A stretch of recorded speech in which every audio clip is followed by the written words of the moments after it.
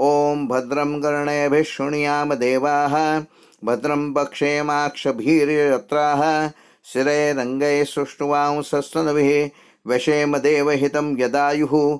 ओम स्वस्ति न इन्द्रो वृद्धश्रवाः स्वस्ति न पूषा विश्ववेदाः स्वस्ति नस्ताक्ष अरिष्टनेमिः स्वस्ति नो बृहस्पतिर्दधातु।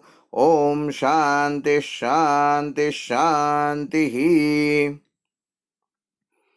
अशा पद्धतीने अथर्वशीर्ष शुद्ध उच्चारामध्ये, स्पष्ट उच्चारामध्ये, व्याकरण शुद्ध आणि अगदी आपल्या मनापर्यंत जाईल अशा पद्धतीने हेडफोनवर किंवा स्पीकरवर एखाद्या छोट्याशा जर तुम्ही ऐकलत आणि त्या माध्यमातून जर तरुण पिढीवर संस्कार करण्याचा प्रयत्न केलात, बालांवर संस्कार करण्याचा प्रयत्न केलात, तर नक्कीच पुढची पिढी ही गणपतीसारखी बुद्धिमान, कुशाग्र बुद्धीची आणि कुठल्या